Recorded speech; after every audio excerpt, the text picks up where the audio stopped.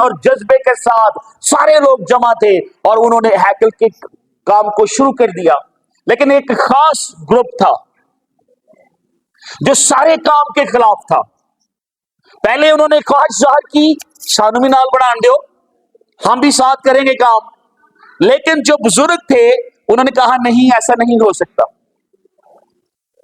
और जब उनको मना कर दिया गया कि तुम लोग हमारे साथ हैकल की तामीर में हिस्सा नहीं डाल सकते, तो उन्होंने एक खत लिख दिया मुखालफत में। और उस वक्त बादशाह जो था वो मौजूदा ईरान में बैठा हुआ था, क्योंकि हुकूमत जो थी वो फारसियों की थी। एक खत लिख दिया कि जनाब ये लोग तो हैं, ये जंगजू हैं, ये बड़े खराब लोग हैं। अगर उन्होंने हैकल तमीर कर ली फिर से जो है वो अफरा तफरी हो जाएगी, बड़े मामला खराब हो जाएंगे। और वहां से एक परवाना जारी हुआ कि काम को खत्म कर दिया जाए, काम को स्टॉप कर दिया जाए। हैकल का काम जो है वो रुक गया है। खुदा के लोग मायूस हो गए हैं,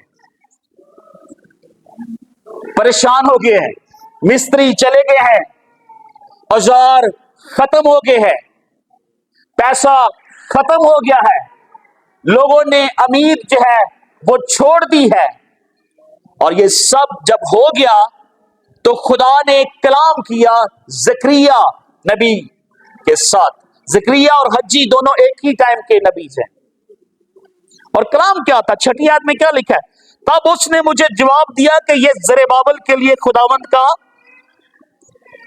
कलाम है कि ना तो जोर से और ना बल्कि मेरी रब्बुल अफवाज फरमाता है। खुदा कहता है मैं करांगा, जोर ना नहीं, अकल दा नहीं, नहीं ना ही तुसी करने वाला कौन है? मैं।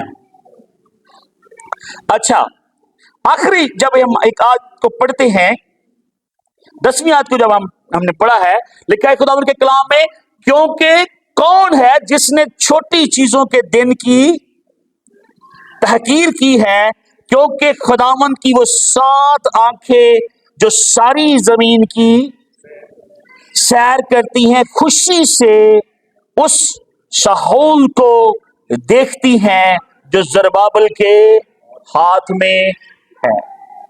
जरुब्बाबिल के हाथ में क्या बच गया था? साल, जिसको आप कहते हैं। कितने लोग समझते हैं? थोड़ी सी कोई बच्चों को पीछे से चुप रहा है थोड़ी देर के लिए। और साल क्या करता है मिस्त्री? साल के साथ इंडे सीधी करता है। तो ये कंस्ट्रक्शन में, बिल्डिंग में साल जो है दीवार को सीधा करने का एक औजार है। छोटी सी चीज है जरुब्बाबिल के हाथ में, कोई बड़ी चीज नहीं है। और खुदावंद की 7 आंखों का मतलब है खुदा की आंखों का मरकज जो है वो जरुब्बाबिल का हाथ है, क्योंकि उसके हाथ में आम सोच के मुताबिक एक छोटी सी चीज है, शाहूल है, साल है, एक छोटा सा औजार है। खुदा कह रहा है यही काफी है, और तू एक दिन हैकल को तमीर करेगा, तू ही आखिरी पत्थर लगाएगा, और फिर लोग जानेंगे कि तुझ पर फजल हुआ है। आमीन। ये लिखा है इस बाइबल में, इस सवाले में ये लिखा है।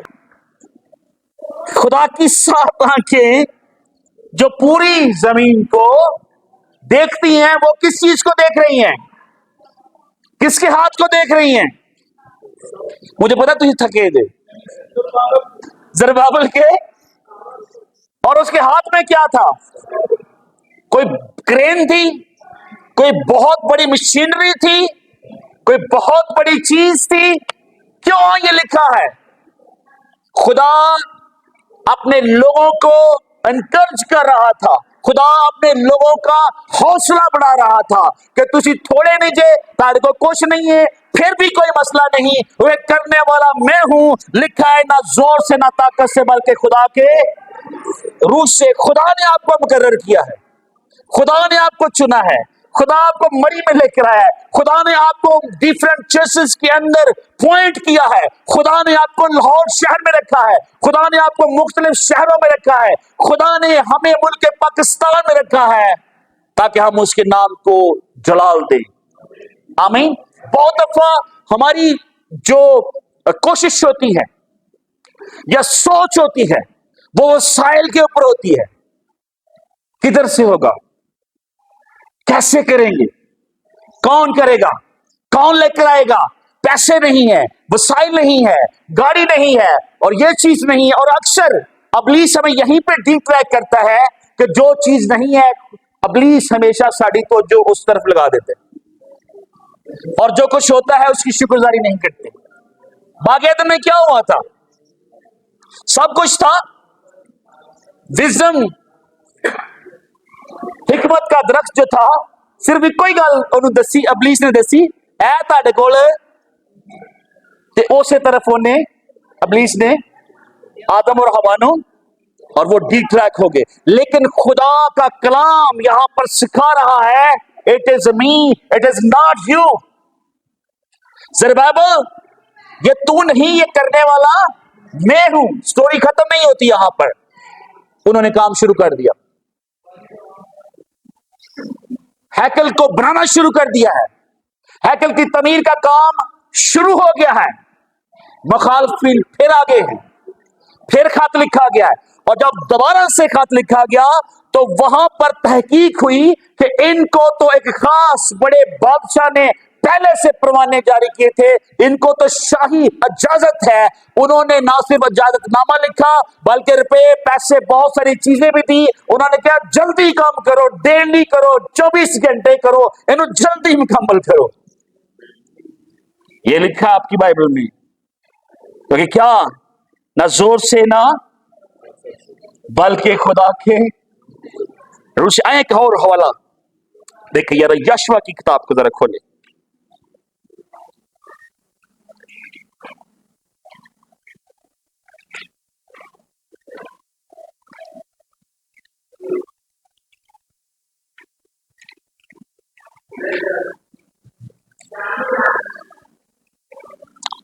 ये फिर मुझसे नहीं खुलेगा।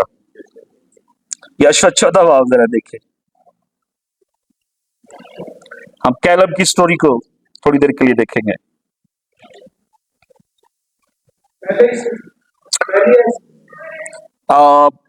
वर्स नंबर 6 देखे। तब बनी यहूदा जंजाल में यशवा के पास आए और इनकी यिफ्ता के बेटे कालब ने उससे कहा, तुझे मालूम है कि खुदाम ने मर्दे खुदा मूसा से मेरी और तेरी बाबत कासर करना में कहा, क्या कहा था? कोई और पढ़ दे। जब खुदावन के मुश्किल है वाला बंदा जब खुदावन के बंदा मूसा ने कासर करना से मुझको इस मुल्क का हाल बराबर करने को भेजा, उस वक्त मैं 40 बरस का था और मैंने उसको कोई खबर ला कर दी जो मेरे दिल में थी। तो भी मेरे भाइयों ने जो मेरे साथ गए थे लोगों के दिलों को बदला दिया, लेकिन मैंने खुदाम अपने खुदा की पूरी पैरवी की। तब मूसा ने उस दिन कसम खाकर कहा कि जिस जमीन पर तेरा कदम पड़ा है तो हमेशा के लिए तेरी और तेरे बेटों की मेराब रहेगी, क्योंकि तूने खुदावन तेरे खुदा की पूरी पैरवी की है। आप देख, जब से खुदावन ने ये बात मूसा से कही, तब से इन 39 वर्षों तक जिनमें बनी इसराइल बियाबान में आवारा फिरते रहे, खुदावन ने मुझे अपने कौल के मुताबिक जीता रखा। और अब देख, मैं आज के दिन 85 बरस का हूँ और आज के दिन भी मैं वैसा ही हूँ जैसा उस दिन था जब मूसा ने मुझे भेजा था। और जंग के लिए और बाहर जाने और लौटने के लिए जैसी कुवत मुझ में उस वक्त थी वैसी ही अब भी है। आमीन आमीन। अगर जिनके पास बाइबल है, काश हमारे पास ऊपर खुल दी, ये फोन भी नहीं खुल रहा। जरा कैलब, कालब उर्दू में और इंग्लिश में कैलब, इस मर्दे खुदा की खिदमत को और इसकी पर्सनैलिटी को थोड़ी देर के लिए देखें। कैलब कौन है? कौन गया था यहोशुआ के साथ? और बाकी लोग डर रहे थे, और कैलब और यहोशुआ ने क्या कहा? हम लड़ेंगे, हम जाएंगे, क्योंकि खुदा का वादा है, जंग खुदा की है। नंबर वन जो कैलब की खूबी है, वो दलेर लीडर है। नंबर टू, खुदा ने उससे हिकमत दी है। नंबर थ्री, वो वफादार है। नंबर फोर, वो खुदावंद का खौफ मानने वाला है। और नंबर फाइव, उसका यकीन खुदा के वादों के ऊपर है। उसका यकीन खुदावंद के कलाम के ऊपर है। उसका यकीन हर उस बात के ऊपर है जो खुदावंद के मुंह से निकली। वो खुद कह रहा है कि खुदावंद ने अगर आज तक मुझे जिंदा रखा है, बुढ़ापे में भी, बूढ़ा होने के बावजूद भी मेरे अंदर वही कुव्वत है। और फिर खुदावंद ने उसको रिवार्ड भी दिया। आज कैसी लीडरशिप है? आज हम लीडर्स को कैसा देखते हैं? आज किस चीज का फुकदान है लीडरशिप में? Number one, believe. क्रिश्चियन होना अलग बात है। अक्सर बहुत सारे मसीही हैं, आई एम क्रिश्चियन, एक और लफ्ज इस्तेमाल होता है, आई एम अ बिलीवर। ये दो अलग अलग टर्म्स हैं। कितने लोगों को इस बात की समझ है आ रही? एक लफ्ज है ईमानदार और एक लफ्ज है मसीही। दोनों में फर्क है। बहुत सारे मसीही हैं, लेकिन ईमानदार कम है। ईमानदार कौन है? जो उसके कलाम के मुताबिक जिंदगी के साथ। अगर कोई शख्स ईमानदार है और उसकी तवज्जो दुनिया की चीजें, उसकी टेंशन दुनिया में लग्जरी लाइफस्टाइल, उसकी टेंशन अपना खानदान, उसकी टेंशन मुल्क से बाहर जाना, उसकी टेंशन ज्यादा दौलत इकट्ठी करना, उसकी टेंशन ज्यादा शोहरत और मशहूर होना है, उसकी टेंशन टाइटल है, उसकी टेंशन है वो दुनिया को अपनी ग्लोरी दिखाना है, उसकी टेंशन दुनिया को अपनी तरफ मुतवज्जो करना है। क्या वो ईमानदार है? नहीं है। ईमानदार कौन है? यीशु मसीह ने क्या कहा? अपना माल जमीन पर बल्कि आसमान पर जमा करो। 11वीं और 12वीं सेंचुरी में एक खादम गुजरा है, उसका नाम था फ्रांसिस असीसी। कितने लोग इस नाम से वाकिफ है? शायद कुछ ने सुना होगा। I am glad you know that. Francis Assisi, थोड़ा सा पीछे से शोर कम कराएं, कोई बच्चा पीछे जाए, क्योंकि मेरे पास माइक नहीं है। फ्रांसिस असीसी को खुदा ने खिदमत के लिए बुलाया, चुना, और उसने देखा कि मिनिस्ट्री डेड हो चुकी, क्योंकि 4वीं सदी से लेकर 14वीं सदी तक का जो दौर है उसको हम डार्क एज कहते हैं, स्याह दौर है। 34 सदी तक मसीहत जो है वो बड़ी स्पीड के साथ फैली है, लेकिन 34 सदी से जब जमाना पोपियत, अब मेरे बड़े अच्छे भाई बैठे हुए हैं, अच्छा इस पे हम बात करेंगे इन दिनों में कि ये बिशप सिस्टम कब शुरू हुआ। 34 सदी में ये बिशप सिस्टम चर्च के अंदर राइज हो गया, और जब बिशप सिस्टम राइज हो गया तो फिर सेकुलर सिस्टम जो है वो कलीसिया में आ गया। क्या वो सिखा रहे थे? जो बड़ा बनना चाहता है वो क्या करे, और बड़ा छोटे की ये पोजीशन चर्च में कहां से आई है? जब मेरा और आपका गुरु खुदावन जा रहे थे तो आखिर में जो पिक्चर हमें नजर आती है, जब वो पाउंड हो रहा है तो वो क्या था? और याद रखें, ये जो बिशप है ये बिब्लिकल टाइटल नहीं है, ये इंतजामी टाइटल है। और आज मोस्टली लोग इसको इसलिए इस्तेमाल करते हैं ताकि वो दिखा सकें we are so and so. मैं एक फ्रूटफुल और सच्चे खादम की गवाही आपके साथ शेयर करने जा रहा हूं। टाइम हमारे पास कम है। ये अमीर शख्स था फ्रांसिस असीसी, और उसने अपने बाप की जितनी दौलत थी अपने हिस्से में आती थी उसको लिया, और उसने गरीबों में खिदमत करना शुरू कर दी।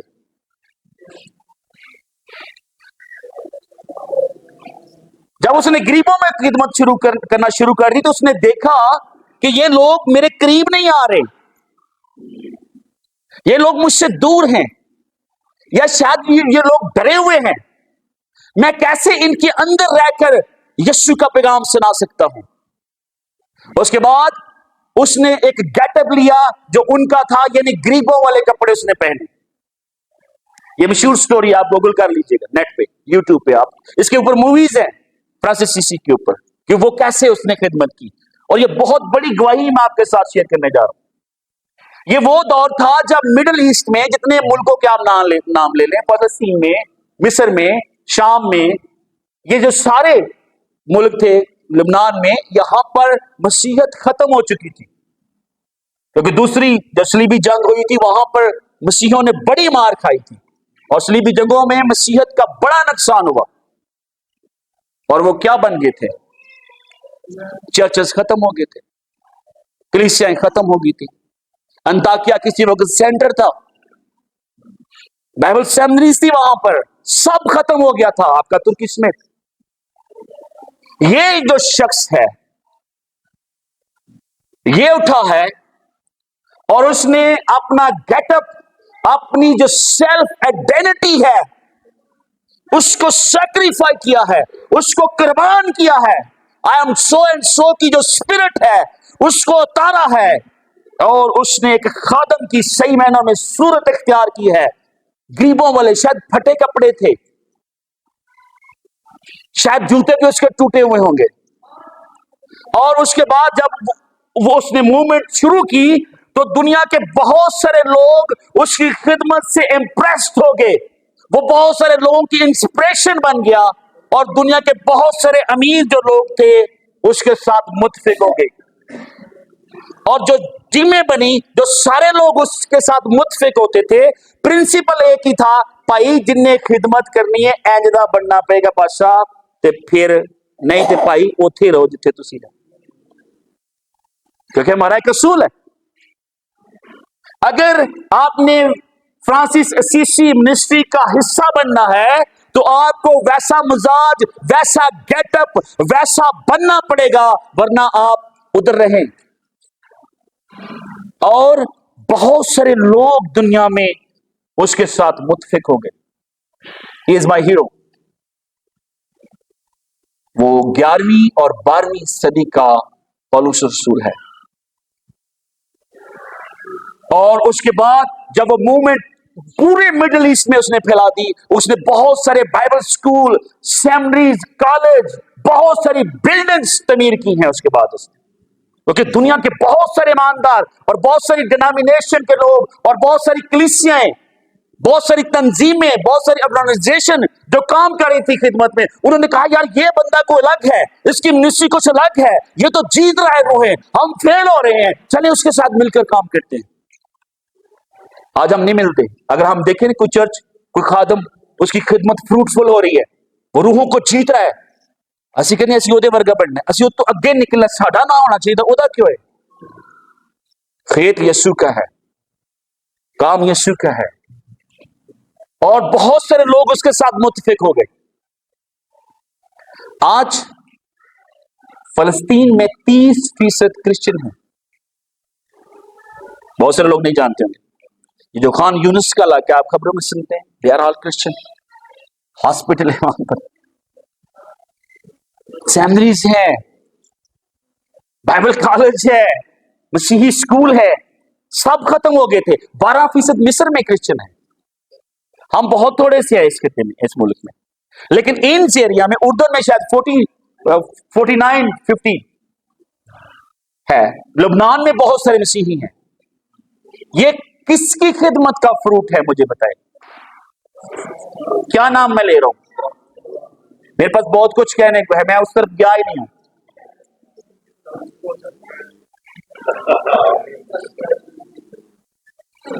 फ्रांसिस असीसी और उसकी खिदमत कैसे फ्रूटफुल हुई, क्या उसने हरबा इस्तेमाल किया, कहां पे वो कामयाब हुआ। क्या आज कोई खादम अपनी आउटफिट की कुर्बानी देगा, देना चाहता है? बहुत कम लोग हैं। हम सुनते हैं कलाम, हम सुनाते हैं कलाम, इट्स वेरी हार्ड। मैंने कहा था मैं कोशिश करूंगा ट्रांसफॉर्मेशन की, ना कि इंफॉर्मेशन की। मैं इंफॉर्मेशन नहीं आपको दे रहा, I am just sharing my heart कि खुदा का खादम, और उसका नाम है, उसका क्यों मैं नाम ले रहा हूं? उसने कुछ किया है, उसने रूहें जीती।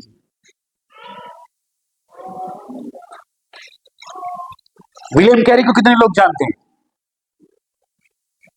शायद एक आध लोग जानते हैं। विलियम कैरी इस खित्ते में आने वाला पहला मिशनरी था। या आखिरी स्टोरी होगी, उसके बाद हम आमीन करेंगे, शायद खाना रेडी है। विलियम कैरी जो है, जब ईस्ट इंडिया कंपनी इंडिया में आती है, उस वक्त इलीगल तौर पर जहाज में बैठकर, बैरी जहाज में बैठकर इंडिया आता है। और ये इंग्लैंड में मोची था। क्या था जी? मुझे पता है मैं रेफरेंस दूंगा, आप भूल जाएंगे, लेकिन ये जो गवाहियां हैं ये आपके दिमाग में रहेंगे। I know that. मोची था।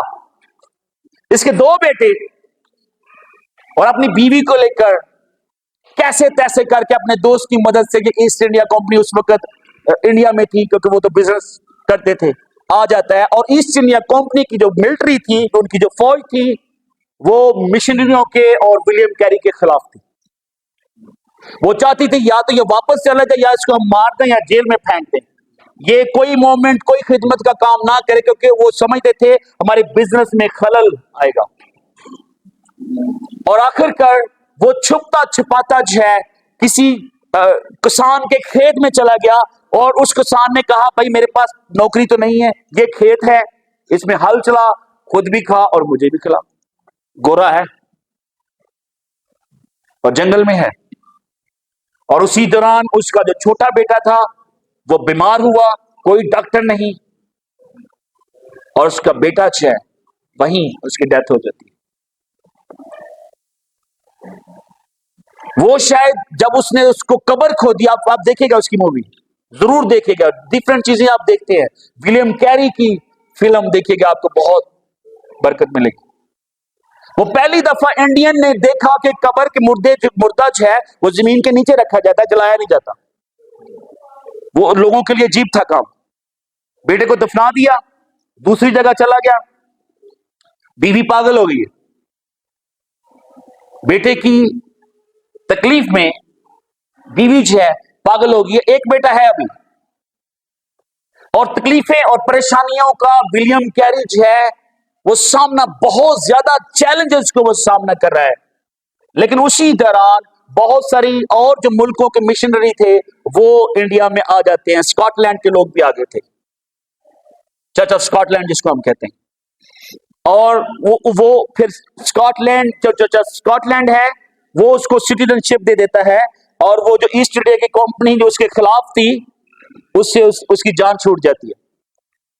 वक्त गुजरता गया, और पहले 7 सालों में विलियम कैरी ने एक बपतिस्मा दिया। कितने बपतिस्मे जी?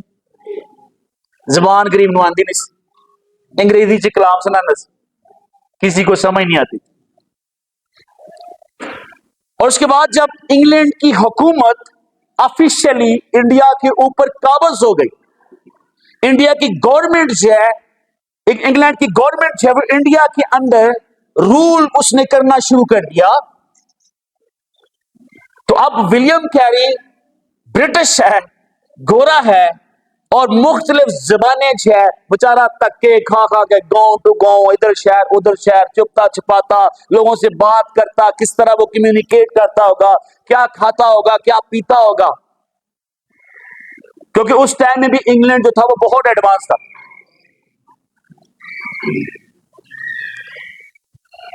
विलियम कैरी बहुत सारी जबानें सीख चुका था, और एक वक्त आया कि गोरे जो थे, ब्रिटिश जो थे, उन्होंने एक लैंग्वेज कॉलेज बनाया ताकि उनके जो मिलिट्री के लोग आते थे या मिशनरी आते थे, ज्यादातर मिलिट्री के लोग जो थे, जो डिफरेंट मुल्क के डिफरेंट हिस्सों में जो खिदमत करते थे या अपनी नौकरियां करते थे, उनके कर्नल जनरल फौजी जो भी होते थे, उनको लोकल लैंग्वेज सिखाई जाए। और विलियम कैरी साहब जो है वो उस कॉलेज के प्रिंसिपल बन जाते।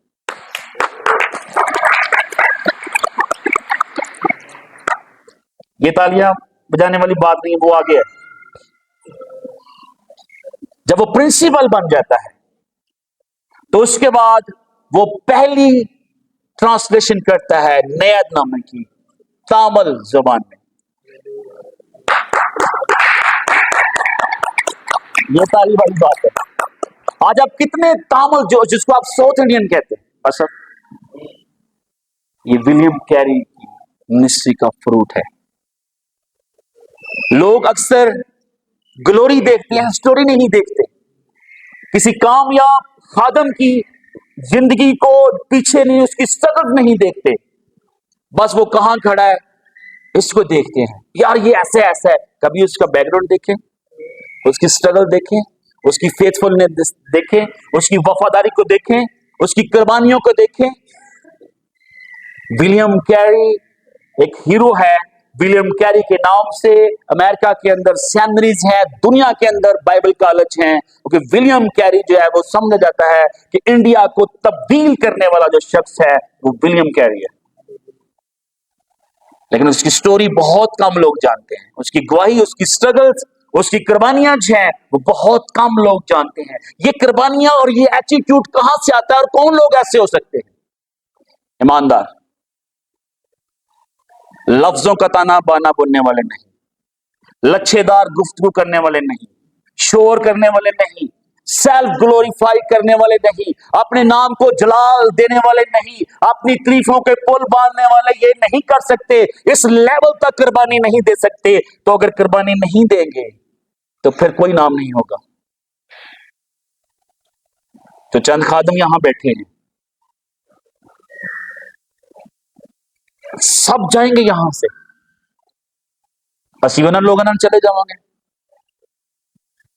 कुछ ऐसा करें, कुछ ऐसा यूनिक करें कि दूसरों की इंस्पिरेशन बने। लोग कहें नहीं ये पादरी कुछ अलग है, नहीं इसकी ये बात कुछ अलग है, इसमें कुछ अलग चीजें हैं, ये दूसरों से हटकर है। अगर हम दूसरों के हम शक्ल बन रहे हैं, हम देखते हैं कि वो ऐसा है, मुझे वैसा बनना है। जो बाइबल हम पढ़ाते हैं, पढ़ते हैं, सिखाते हैं, वो ये कहती है वैसा मजाज रखो जैसा, अगरचे वो खुदा की सूरत पर था, लेकिन उसने उसको कब्जा में रखना की चीज बल्कि अपने आप को और खादम की सूरत। I wish if we can preach continue. आमीन करें, आमीन।